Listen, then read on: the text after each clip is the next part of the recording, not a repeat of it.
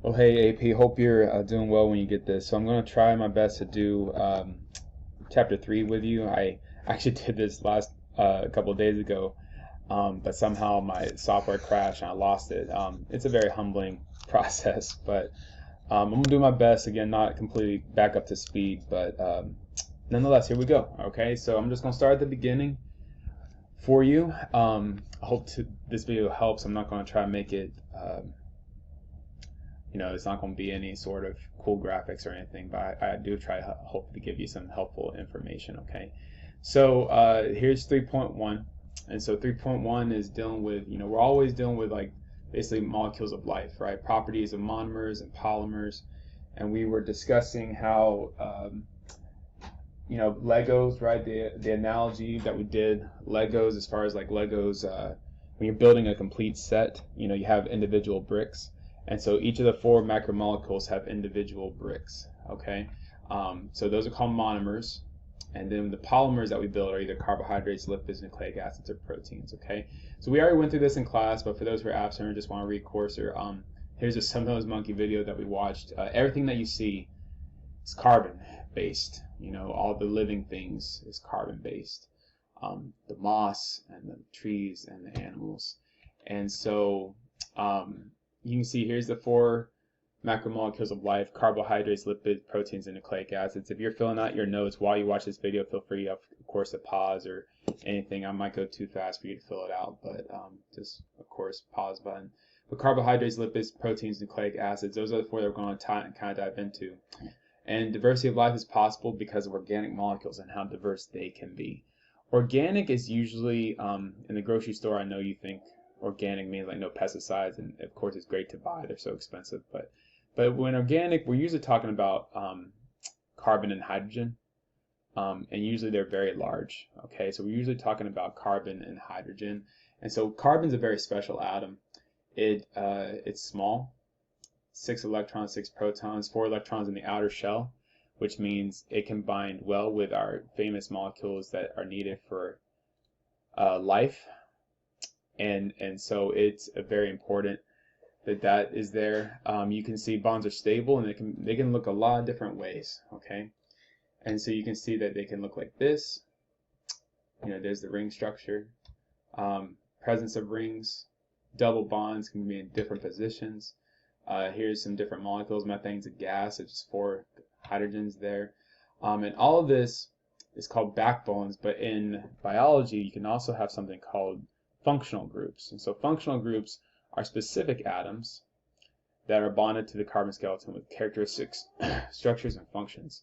And so why are they important? Because they determine reactivity and polarity, which determine shape.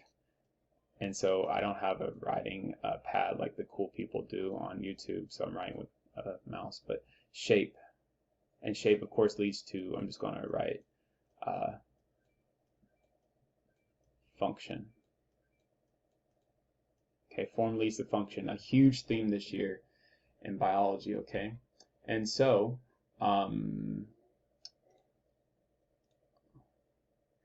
here's some different functional groups. You can have the hydroxyls, and you just see, you don't have to have these memorized. Again, we're not memorizing these. That's beyond the scope of this course. But it's important just to understand that polarity influences shape, right? They'll bind differently depending upon what it is. Functional groups, carboxyls and aminos are on proteins. Phosphates, DNA, huge. You see the charge there, right? That'll be important. Sulfhydryls are in protein structures as well. And you can see right here that this is important because chemical groups, look how different testosterone and estrogen, I mean, the differences that they do are like crazy, right? In the human body. But what's the difference? It's right here. 2 different functional groups. And that leads to the dramatic differences these chemicals have on cell function and DNA expression. Just the importance of functional groups. So hydrophobic means fear. Phileo, love. And so hydrophobic molecules like to be in water. They bind well with it. Hydrophobic, not so much. And those are some of the things. Isomers have the same formula, but they have different arrangements, so therefore they probably do different things. They're biomolecules. Again, monomers, Lego analogy is probably one of the best ones we'll use. We actually do a Lego lab down the road, but monomers are Lego bricks, and polymers are many parts, okay? So monomers, amino acids, polymers join together to form a protein. And there's two big reactions that 3.1 talk to us about. Dehydration, which means water is leaving, also called condensation. I would write that down. Dehydration reaction synthesis used to connect monomers together to make polymers. And so this is important. So it kind of looks like this, right? When you eat a big meal, right? You have all these subunits and polymers, right? So you're eating polymers and you want to break them down. And so why do you want to break them down? In order to build molecules you need. And so when you break them down into the monomers, you can see water's leaving. And so because water's leaving, you can build a polymer right there, okay? And then the opposite of that is a hydrolysis reaction, which is used to break down. Lysis means to break. And so it looks like this.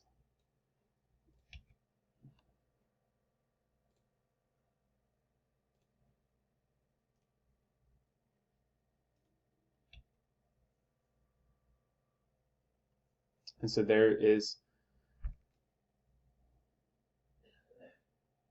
hydrolysis. I know it says hydration. Don't think like that. Hydrolysis, we're breaking with water. And so there is, the two reactions, you definitely need to know those. Very important in this class to understand how things are built, polymers, and how polymers are broken down.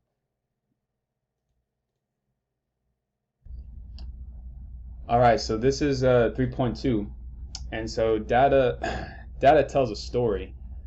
And so this story, mice were studied based upon that early overnutrition, just feeding them way too much when they're young, right, can lead to an increase in diabetes in adulthood. A lot of different graphs here. I would encourage you to look at them. Here's our error bars. But blue, early overnutrition, control, standard diet. They do a lot of investigations with mice because we're genetically very similar to them. And so leptin, these are just hormones. Leptin is a fat hormone, triglycerides, fatty acids. But just look at E. What story is E sharing? Okay, I want you to look at E and just kind of see, okay, control versus, okay, here's, the age in weeks. What percent were diabetic compared to early overnutrition to control, all right? And so with that being said, let's continue onward here. So this is objectives, and our goal is just to kind of understand carbohydrates in this 3.2. Okay, good old carbs. I know a lot of people, not everybody, but a lot of people like Italian food. A lot of football players, a lot of athletes, runners, they carb load before a match because of all the simple energy right there. And so yeah, carbs, we live in a carb-based society, and so sugar addictive. I encourage you, you probably don't have time right now, but there's a couple of cool videos on YouTube about sugar being addictive, and it actually does act a little bit like a drug. It does influence your dopamine levels, which is the pleasure hormone. Like dopamine's released, you feel good, and so sugar does that. And so here's the thing, that's why we can eat the same sugary meals over and over and over again. I ate a lot of Frosted Flakes when I was young, bad choices.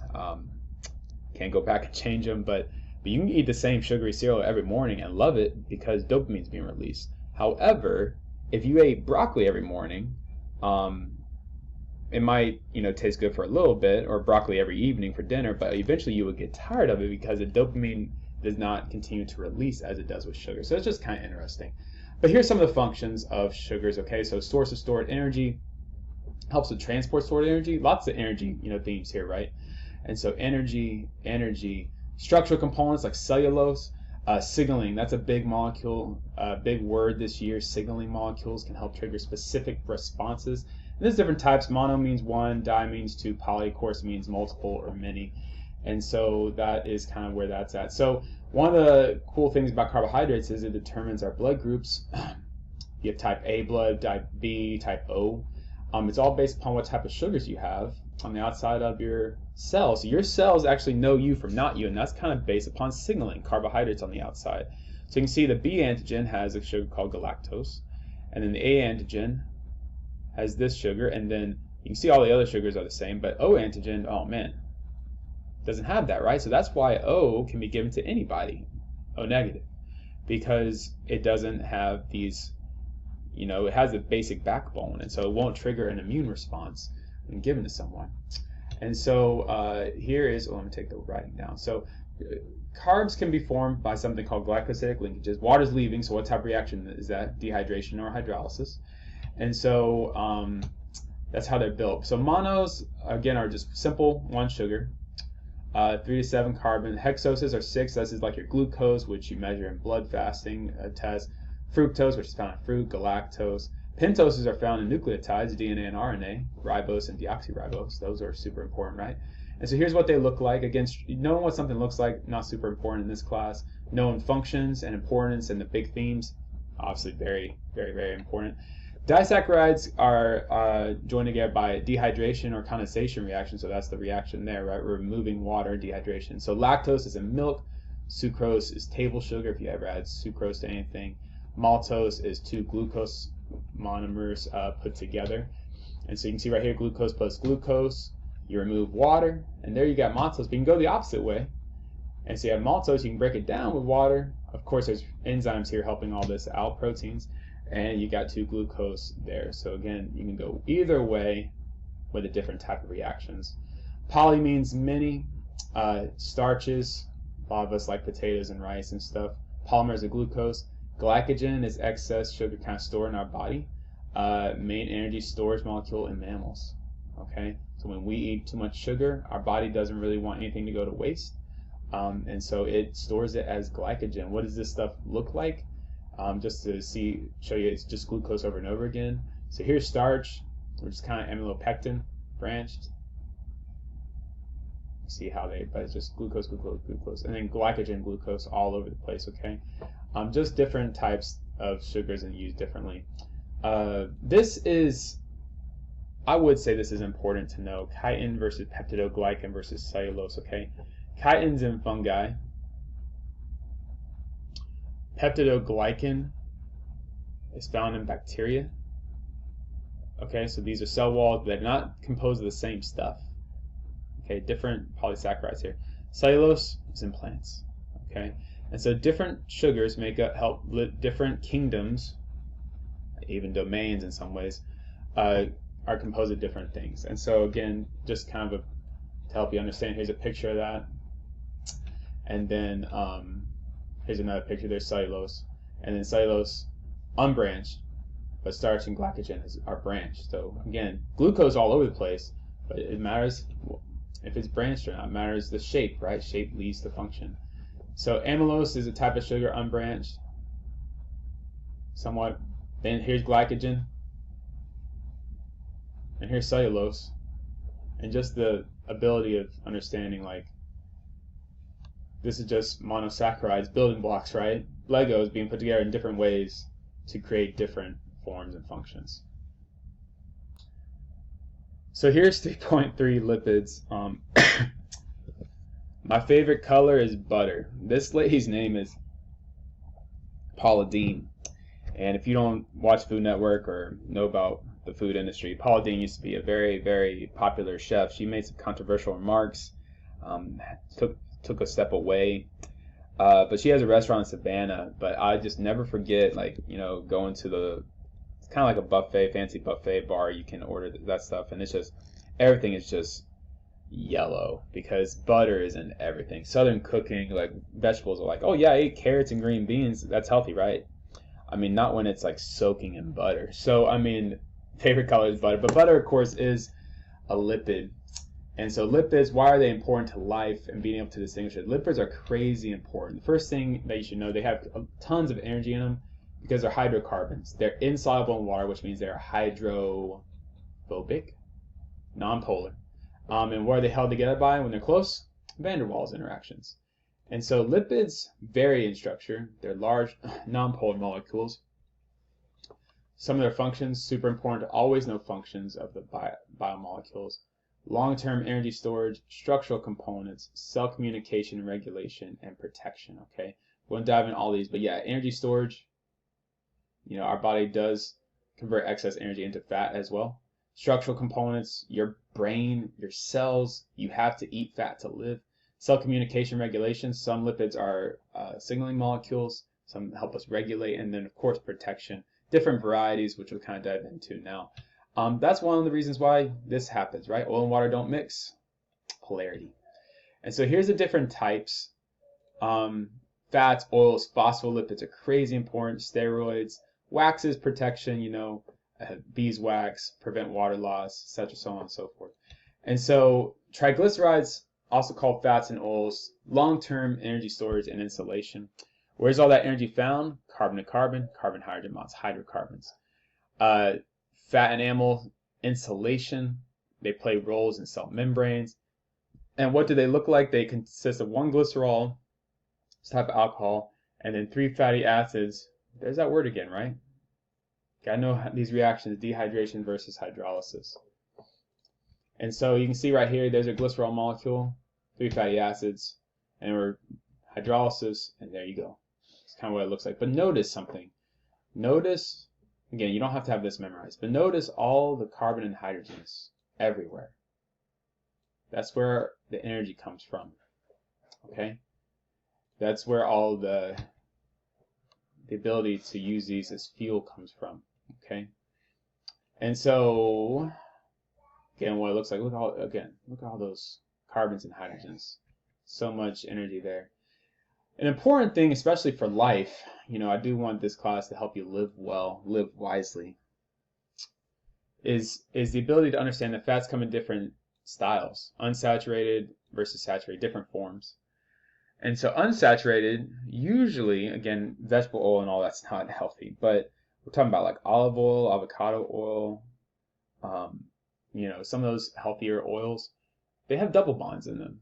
And so they tend to be liquid. Saturated fats, butter and lard, Crisco, they are saturated with carbon, so there's no double bonds there. So what does this look like? Again, I'm not saying all plant oils are healthy. You can dive into that. But you see the double bond, sorry, it's a little blurry. So those, you can see how it like kind of causes these kinks to happen. Saturated, smooth as butter, huh? And so they don't pack tightly, unsaturated fatty acids. So therefore they have low melting points, are usually liquid at room temperature. So fatty acids are amphipathic, which means they have different ends. They have a philic end and a phobic tail. And so the most important one, fatty acid, phospholipids, which include a phosphate group. Why is this important? Because phospholipids make up your cell membranes. Okay, and so phospholipids, nonpolar. So this part, the polar head, positions itself towards, it's all about water. So it'll position itself towards the outside where water is and towards the inside of the cell where water is. And then you'll have this fatty membrane on the inside, okay? So again, super important because it forms cells, okay? So you can see right here, here is a fatty barrier, which allows cells to regulate what goes in and out of them, which allows cells to maintain homeostasis. And then we'll start talking about channels and signaling molecules and how does something outside the cell, like a molecule that can't get in, how does it get in to deliver its message? And this is allowing homeostasis to happen. So crazy important the phospholipids do this. Composed of 4, sometimes they're even steroids, okay? Lipids. And so super important as far as regulation. Sometimes components of membranes like cholesterol is. Testosterone and estrogen, very important molecules here. Cholesterol, again, precursor molecule for several other steroids. And so why is it different? Because it creates completely different organisms, right? And so you can see right here, peacocks, male versus female. Here's cholesterol. Cholesterol is a precursor. Where there's testosterone, we already established there's our different functional groups. You can see right here, bright colors, different eyes, plume. Here's the female. And there's the different functional groups. Completely different functions in the body, testosterone and estrogen. And then finally, waxes. Waxes, important because resistant to degradation, waterproof. It's like leaves, beeswax, the cuticle prevents water loss, right? Super important for waxes. All right, so here's our last section. Gonna try to make it through this. And so here's our last section, nucleic acids, proteins, and enzymes. So we will be doing a lab, behind on everything, but we will be doing a lab on enzymes, about catalase. Yeah, let me see if I can get my mind in the game. Catalase. And so nucleic acids. So here's monomers and polymers. We've talked about carbs, talked about lipids. Now we're going to talk about nucleic acids briefly and proteins. Proteins are one of the most important molecules we'll talk about all year. I mean, they're all important. They all maintain homeostasis, so you can't live without them. You need to know about them. But proteins are definitely one of those molecules that do so many different things for us. And then nucleic acids have a different building blocks system. DNA, structure of DNA is important. We need to understand the structure and function of proteins and how they have 4 different levels of structures. And then we already talked about the carbs and how they compose of linear chains, right? Polymers could be linear or branched. Starch versus glycogen versus cellulose, right? And so here's, let's start off with, in DNA versus RNA. So describe the composition of macromolecules required by a living organism. And so here is some objectives that you can pause and read. Okay, so here are nucleic acids, DNA. There's 2 different types of nucleic acids, DNA and RNA. The monomers are nucleotides, okay? So the building blocks, the Lego bricks that we're trying to build the huge Lego piece, nucleotides for nucleic acids. And so, I'm going to take the writing off. And so here's a nucleotide. This is the backbone, sugar phosphate backbone, and then you have your bases. In DNA, you have the A, T, C's, and G's. Apple in the tree, car in the garage. Instead of T, in RNA, it's a U, which stands for uracil. Okay, and so one of the biggest reasons to understand this is because of something called the central dogma, or basically the central thesis or thought of biology. Why did disease happen? Differences in personality in some ways, differences between living things, natural selection, COVID, illness, viruses, I mean everything. It all goes back to this. DNA is transcribed into RNA, and RNA is translated, C comes before L, that's how I remember it, into protein. Okay, scribes write, so we're writing in a different language. We'll talk more about this down the road too, but nucleic acids and proteins. So the different proteins we make determine our different physiological functions and ways we live. But that comes from the code in DNA. And then any errors that happen could possibly lead to effects. Of course, DNA also is replicated because of mitosis and need to continue life. So a continuity of life, DNA. Purines and pyrimidines. Pyrimidines have just 1. Purines have 2, A and G. Sorry about that. I think silver is AG, right? I could look it up, but I think that's it. And so pure silver, that's kind of how I remember that, AG. And so you can see right here, water is being removed. What type of reaction is that? It's building it. And so nucleic acids have a linear sequence of nucleotides that have ends, defined by a 3' hydroxyl and a 5' phosphate of the sugar. So during synthesis, they're added to the 3' end. You're like, prime, 5', 3', what in the world does this mean? It just is a way to number carbons. And again, we'll dive into, this is just kind of a quick snapshot of review, but what happens is it's added to a 3' end. So that's how we build it. We add this to the 3' end. And there's an enzyme, when I say we, there's an enzyme that does that, okay? And so you have tons of DNA. This was a stat, I could probably need a source there, but crazy stat. So here's how you number the carbons, 1, 2, 3, 4, 5. I might talk about that in chemistry, but you can see you just start from the oxygen to the right of the ring. And so we add to the 3' end in DNA. And so this DNA or RNA, well, this is DNA. because there's a thymine in it. Okay, and what's holding the base pairs together? See if you can answer before I tell you. Well, there's a hydrogen, polar groups. These are hydrogen bonds. Strong enough to hold them together, weak enough to be broken apart during DNA replication. Okay, A to U is found in RNA. So RNA can double bond to itself, it folds back on itself. But A binds to U. Okay, so DNA is usually double-stranded. And so what that means is that it's two strands linked together, and it goes like a highway. So one side is going one direction, 5 to 3, and the other one's going 3 to 5 if you start at the bottom right. So this is, pretend like this is going north and this is going south. Going in opposite directions, anti-parallel. Okay, we'll dive into the history of all this again down the road in this class. But you can see right here, hydrogen bonds are holding it together. Here's your sugar phosphate backbone. If you view DNA as a ladder that you're climbing, the sides of the ladder are sugar phosphate. The middle parts of the ladder are the bases.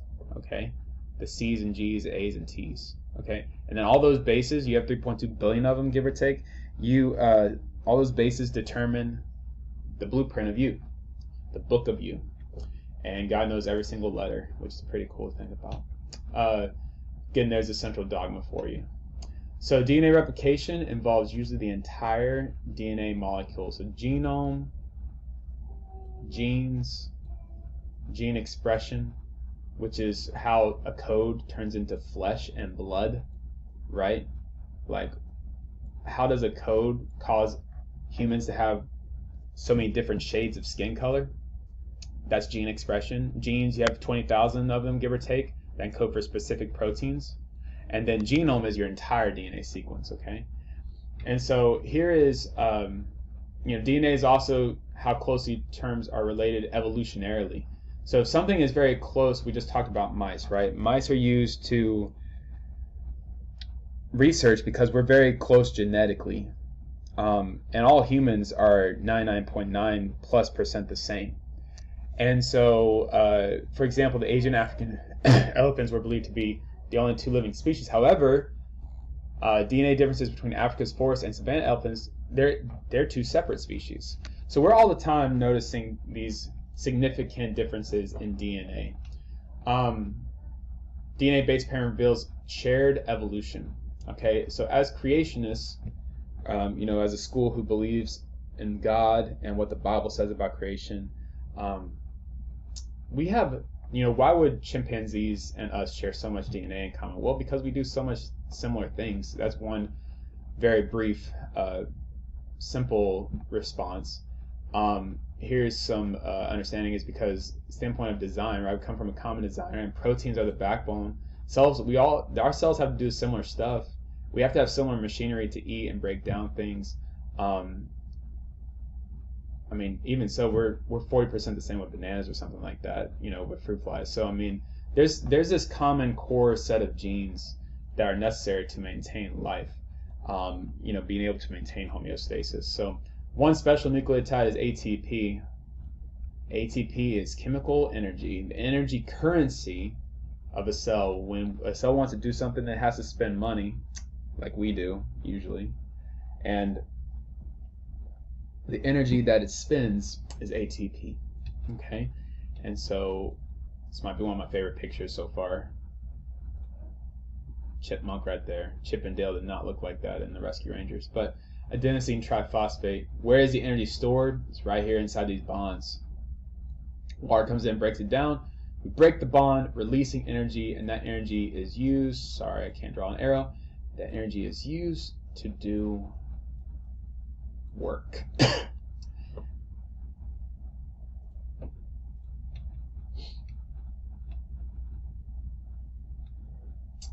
Let's go down to proteins now. Our last macromolecule. Proteins are structurally and functionally the most diverse class. And here's what protein looks like. What are they important? First off, they're used in metabolism. Enzymes. Here's all these different enzymes that help you break down stuff. Some people don't make lactase. They stop making it, so they can't drink milk. Lipase, catalase, which we'll do a lab about. These enzymes are catalytic molecules that speed up reactions. These reactions have to happen way faster than they would normally just due to kinetic energy. So proteins allow that to happen. They help us defend ourselves. Antibodies, popular word the past 3 years. This is a Y, right? You see the Y? The Y. That's an antibody. That's a protein molecule that helps us defend ourselves and attaches to viruses and various things like that. My body was probably making lots of antibodies the past couple of days. And so functions of proteins, regulation. Insulin is an example, a great example of a protein that helps us regulate and receive. Glucose is in the body. We respond to that. There's glucose receptors. There's a protein signal to the brain. Hey, we just ate, 2 donuts. Well, the body then releases insulin. You make it release it, and that tells cells, okay, bring the glucose into the cell. Without insulin, glucose can't get into the cells. That's what, of course, leads to big questions about diabetics, and that's why diabetes used to be a death sentence 100 plus years ago. Storage, structure, and support. Collagen. People do collagen injections for Instagram. I don't know, for their own reasons. And so mostly found in fibrous tissue. Keratin in your skin, cytoskeleton in your cells, structure, storage, support. Proteins help us transport, especially oxygens. Great example, hemoglobin is a protein right here. This is the entire protein made of four separate molecules, heated different colors, and helps us transport oxygen around because of iron there. Heard someone being anemic, they don't have enough iron. They help us regulate. You have a gene, and we'll talk a lot about this way down the road. I'm not going to dive into this right now. This is probably one of the hardest things this year. Unit 6, I believe. Could be wrong about that. But a gene, right? You're not making all your genes right now. You're not transcribing and translating them. Well, what causes those genes to be turning on or off like a light switch? It's all these proteins. These proteins have to be around for a gene to be read and expressed, okay? So they help us tell cells when to make proteins or not. Proteins help us move. This is a muscular filament, myosin, actin, 2 different proteins. Also within that you have troponin and tropomyosin. This is more anatomy class, so I'm not going to dive into a lot of this, but it's pretty cool. There's power stroke and binding and not binding, but basically the reason I'm talking and the reason you're writing or taking notes is because of these protein molecules interacting correctly, okay? Proteins help us move. 20 different amino acids. You don't need to memorize them. You do not need to know, but you need to know the general structure of one, which looks like this. You need to know this, okay? Amino groups, carboxyl group, there's your hydrogen, and so what causes the differences? Side chains. Wow, I really can't draw arrows. Side chains. So what do the side chains look like? Again, do not memorize this. Well, just before that, how can we get so many different proteins in the world? Well, there's about 20 different amino acids. Combinations of 2 different amino acids can generate 400 distinct. 3 can generate 8,000.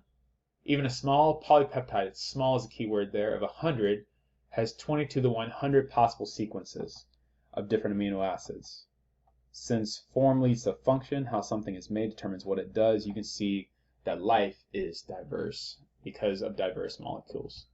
Here's what some of the side chains look like. You have polar ones, so I would definitely understand polar versus non-polar. You don't have to know what they mean, but if I tell you, okay, this one's polar and this one's non-polar, what would that do to the shape of it? Your response should be that it would change the shape of it, possibly, not completely, 100%, but possibly change the function. So you can see right here the charges, positive and negative. These are also hydrophilic. These are special cases.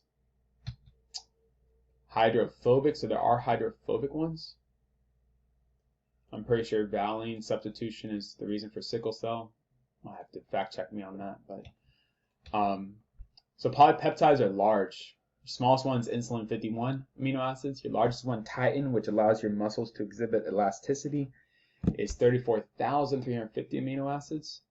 And so how are they built? So this is our last section. How are they built is they're built with peptide bonds. And so it looks like this. You have your 2 amino acids. different R chains. Water is released, peptide bond, and do it again. This all happens at the ribosome, okay? And so there's different structures. So protein structure number 1, primary, is literally just the sequence of amino acids. All of them have covalent bonds and those peptide bonds. This is an example of research. So hemoglobin beta subunit A, every amino acid has a letter. You don't have to know this, but this is just, researchers deal with this every single day. People went to work today dealing with this. And maybe a letter here, maybe a letter there, maybe a mutation would change the structure of hemoglobin, which would lead to possibly a physiological change. Secondary involves hydrogen bonding. So in secondary structure, you have these two groups of structures, beta sheets, alpha helices. What are they kept together with? They're kept together with hydrogen bonding, okay? Tertiary is where you get all the other different bondings. So you have sulfide bridges, sulfur. You have hydrophobic reactions, van der Waals, ionic. You have all these different reactions. Why? Because it's all about the side chains. It's all about the R groups. What type of R groups are there? So as a protein comes out of the ribosome, it will start to fold and interact based upon what side chains there are. You can see ionic, sulfide, hydrogen bond, hydrophobic interactions. And those things want to stick together, which will cause these folds to happen. There's ionic. And this is what it will start looking like. This is from another textbook I have, but here's the alpha helices, here's the beta sheets. This is a computer-generated model. This is actually sucrase, which helps you break down sucrose. And so, but why does it have all these folds? Because it's all about those R chains. And then finally, many subunits. Quaternary is the 4th level. Not all proteins have this level, but some do, which means they have multiple tertiary structures combined. Most famous examples, hemoglobin. Proteins can denature, of course, which will be our lab about maybe next week or the week after, but they have a certain shape, but if they lose that shape, that's called denatured. Simple example to understand is eggs. If you fry an egg, it comes out looking one way. You add heat to it, and that heat changes those bonds and thereby changes the protein. So there's 4 things that can change what protein looks like: temperature, pH, high concentrations of polar substances, and non-polar substances. They can mess up hydrophobic bonding, okay? So non-polar can mess it up. Polar, like acid, pH, all these can possibly mess up a protein structure, okay? Why is that important? Because it can lead to diseases. Chaperone proteins help proteins fold into their correct shape. Defects in these proteins have been linked to Alzheimer's. Misfolded proteins have been implicated in group fatal prions. Mad cow disease is an example of misfolded protein disease. Proteins also interact with other molecules.